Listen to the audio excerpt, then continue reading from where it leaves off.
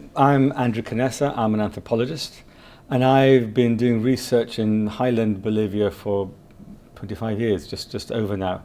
So it's a very traditional anthropological kind of research. I've been studying pretty much the same community during that time, which might seem as a rather excessive thing to do, but it does illustrate some of the advantages of anthropology as a practice. You get to know people very well. Over the years, my research has touched on a number of themes, as you can imagine. But three come to mind which have a specifically human rights aspect. One is the violence against women, domestic violence, the right to education, and infanticide. The right to education is a very interesting one in indigenous communities because the right to education is very often understood as the right to schooling. And it's not quite the same thing.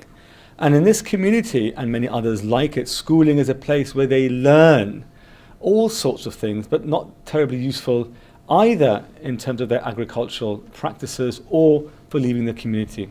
Let me tell you what I mean.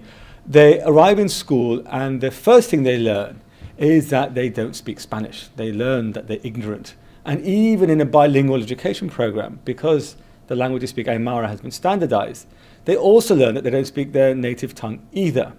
And it follows from that a series of processes which they learn that they are living in poor conditions, they are inadequate, the housing is inadequate, the foods they eat are inappropriate.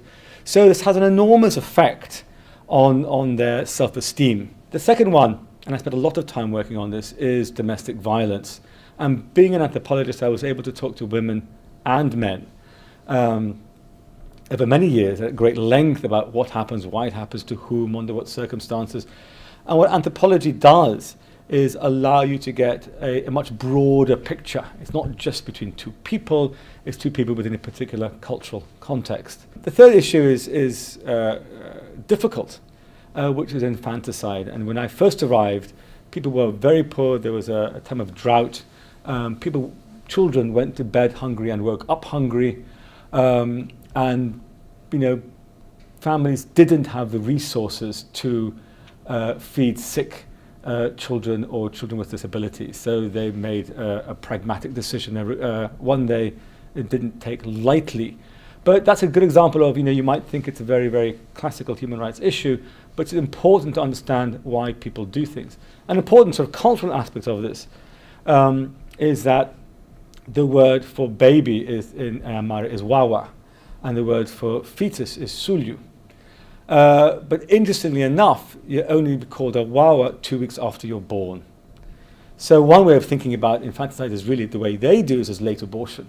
I think it's very important for human rights actors and activists and practitioners to know about anthropology and ethnographic methods, is because if you think of human rights as a universal set of rights, and you're applying these across cultures, it is essential that you understand these cultures across the world, and we're not all the same, and we have different understandings. And if you really do want to spread and implement human rights around the world, you are simply going to fail or cause great damage if you don't have a basic level of cultural sensitivity in operating across cultures.